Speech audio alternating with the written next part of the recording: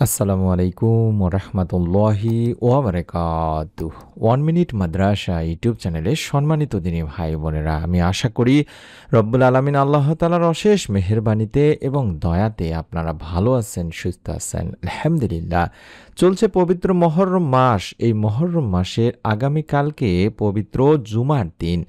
এই জুমার দিন আসরের নামাজ আদায় করার পর থেকে শুরু করে সূর্য ডোবার আগ পর্যন্ত একটি ছোট্ট দোয়া বেশি বেশি করে পড়বেন।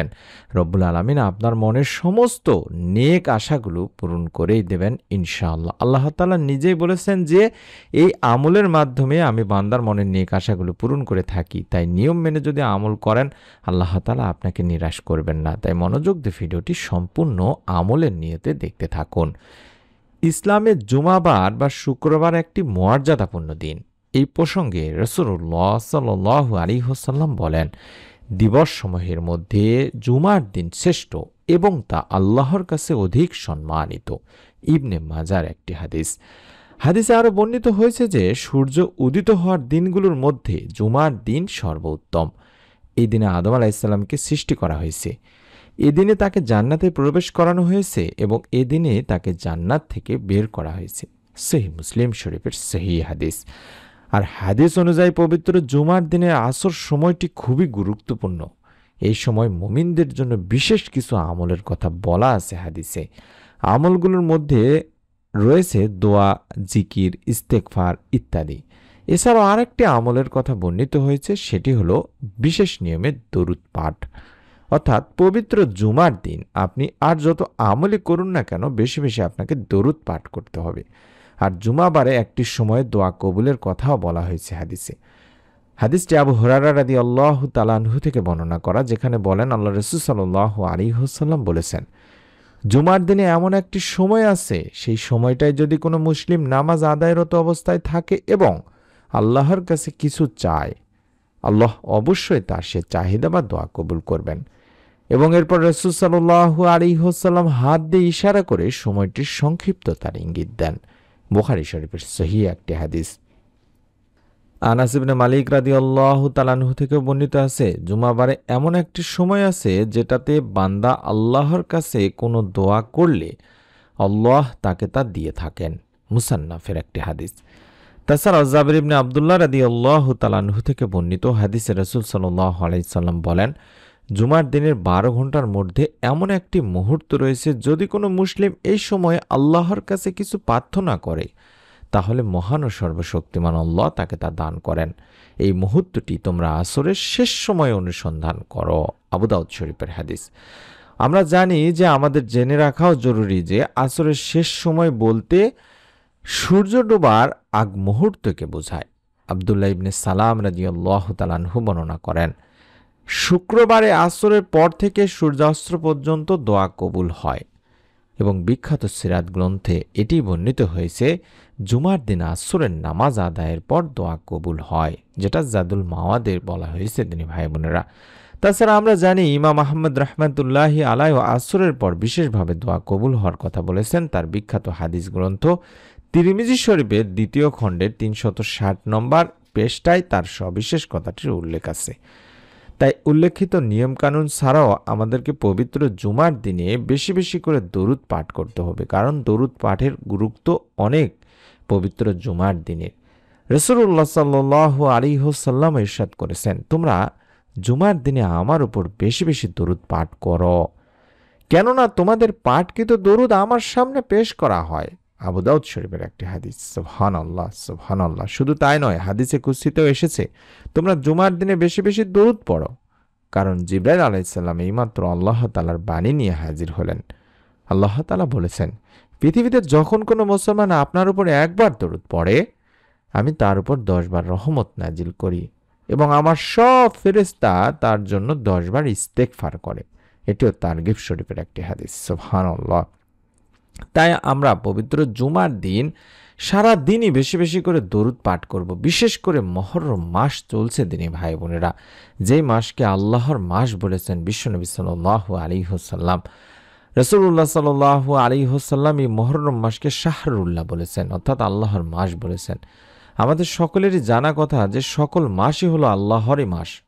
এরপরও এই একটি মাসকে আল্লাহর মাস বলার রহস্যই হলো এই মাসের বিশেষ কিছু বৈশিষ্ট্য আছে, তাই একে আল্লাহর মাস বলা হয়েছে। যেমন দুনিয়ার সব ঘরই আল্লাহর ঘর, কিন্তু সব ঘরকে বাইতুল্লাহ বলা হয় না। আল্লাহর মাস বলে মহররম মাসকে আল্লাহর সাথে সম্বন্ধিত এর মর্যাদা তুলে ধরা হয়েছে। এছাড়া এই হাদিসের মাধ্যমে নবীজি সাল্লাল্লাহু আলাইহি ওয়াসাল্লাম মহররম মাসে অধিক রোজা রাখার ব্যাপারে উদ্বুদ্ধ করেছেন।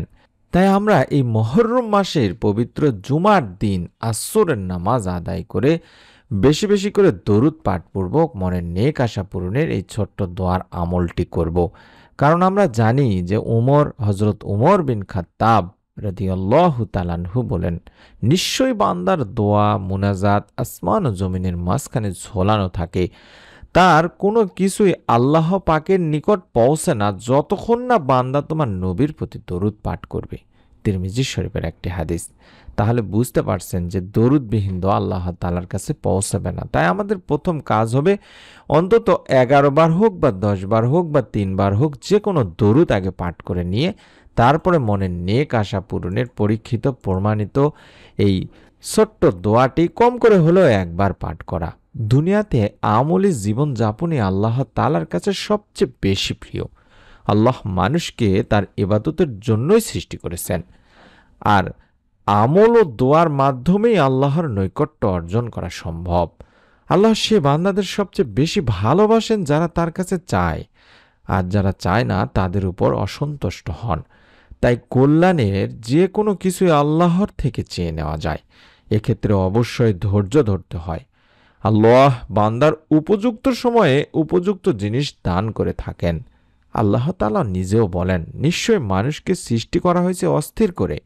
যখন তাকে বিপদ স্পর্শ করে তখন সে হয়ে পড়ে অতি মাত্রায় উৎকণ্ঠিত। সূরা মাআরিজে বলা হয়েছে। এছাড়াও আল্লাহ তাআলা আরও বলেন, যদি তোমাদের উপর আল্লাহর অনুগ্রহ তার দয়া না থাকতো তাহলে তোমরা ধ্বংস হয়ে যেতে, আর নিশ্চয়ই আল্লাহ অধিক তওবা গ্রহণকারী প্রজ্ঞাময়। সূরা নূর 10 নম্বর আয়াতে বলা হয়েছে। তাই আমরা আল্লাহ তাআলার কাছে বেশি বেশি করে তাওবা করব, অর্থাৎ আস্তাগফিরুল্লাহ বা যে কোনো ইস্তেগফার বা তাওবা করে নেবেন।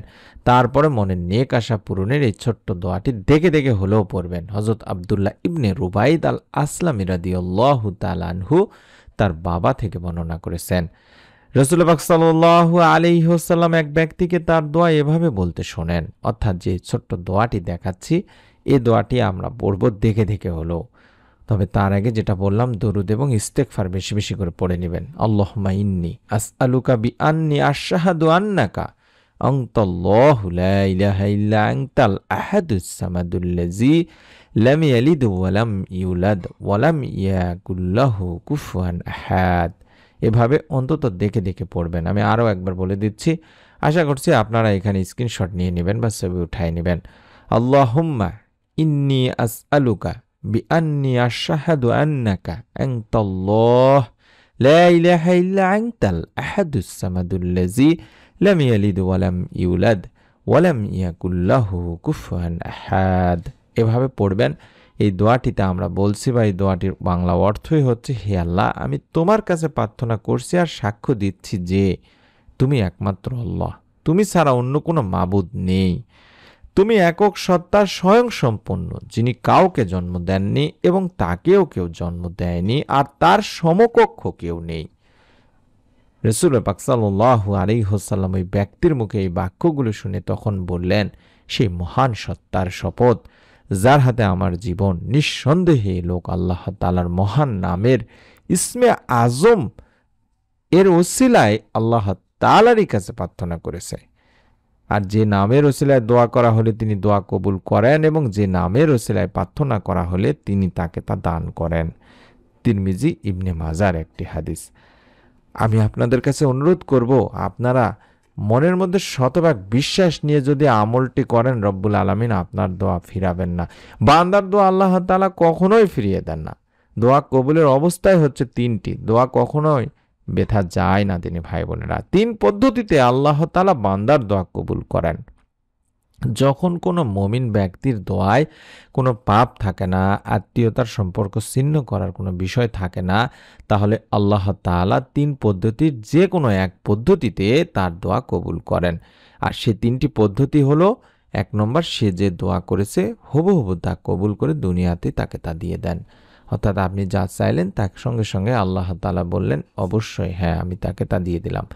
২ নম্বর, তার দোয়ার প্রতিদান পরকালের জন্য আল্লাহ তাআলা সংরক্ষণ করে থাকেন। আল্লাহ তাআলা বলেন অবশ্যই হ্যাঁ আমি তোমাকে দেব, তবে এখনই না, সঙ্গে সঙ্গেই না, এটা তুমি উপযুক্ত সময় বা পরকালে কঠিন কিয়ামতের দিন মুসিবতের সময় পাবে। ৩ নম্বর, দোয়ার মাধ্যমে আল্লাহ রাব্বুল আলামিন তার অনুরূপ কোনো অমঙ্গলকে তার কাছ থেকে দূরে রাখেন। সুবহানাল্লাহ, সুবহানাল্লাহ। তাহলে বুঝতে পারছেন আশা করছি, এটি মুসনাদ আহমদের একটি হাদিস, যে আপনারা কেন দোয়া করবেন আর কেন দোয়া করা বাদ দিবেন না। তাই অনুরোধ করছি আপনারা অবশ্যই অবশ্যই মনের মধ্যে শতভাগ বিশ্বাস নিয়ে ছোট্ট এই দোয়ার আমলটি আমি আবারও দেখাই দিচ্ছি। এই দোয়াটি পড়ে যদি আল্লাহ তাআলার কাছে চাওয়া হয়, তাহলে নবী করিম সাল্লাল্লাহু আলাইহি সাল্লাম বলেছেন যে ওই ব্যক্তি ইসমে আজম পড়ে দোয়া করেছে। ইসমে আজম হচ্ছে মহান আল্লাহ তাআলার এমন এক নাম, যে নামে ডাকলে মহান আল্লাহ সাড়া দেন, যে নামে তার কাছে চাওয়া হলে তিনি তার চাওয়া পূরণ করেন। আবু দাউদ শরীফের একটি হাদিস। তাহলে বুঝতে পারছেন কতটা পাওয়ারফুল একটি দোয়া। আমি আবারও দোয়াটি দেখাই দিচ্ছি। আশা করছি এই দোয়াটি পড়ার আগে আপনারা অবশ্যই কয়েকবার দরুদে ইস্তেগফার পড়ে নেবেন। তারপরে এই দোয়াটি পড়ে আল্লাহ তাআলার কাছে ২ হাত তুলে আপনি আপনার মনের সমস্ত নেক চাওয়া পাওয়াগুলো তুলে ধরবেন। হতে পারে আপনার নেক সন্তান প্রয়োজন, হতে পারে অভাব অনটনের মধ্যে আছেন, হতে পারে অসুখ বিসুখের মধ্যে আছেন, কিংবা আপনার যে কোনো চাওয়া যেগুলো আপনাকে মানুষ দিতে পারে না, সেগুলো রব্বুল আলামিন চাইলে এক নিমিষেই দিতে পারবেন। ভালো চাকরি, ভালো কোনো জীবনসঙ্গীর যদি প্রয়োজন হয়, আপনারা ইনশাআল্লাহ চাইতে পারেন। আল্লাহ তাআলার উপর ভরসা করে নিয়ত করে আমলটি করুন এবং এরকম নতুন আমলের ভিডিওগুলো পাওয়ার জন্য আমাদের চ্যানেলটির সঙ্গেই থাকুন। সকলেই ভালো থাকুন, সুস্থ থাকুন। আসসালামু আলাইকুম ওয়া রাহমাতুল্লাহি ওয়া বারাকাতুহু।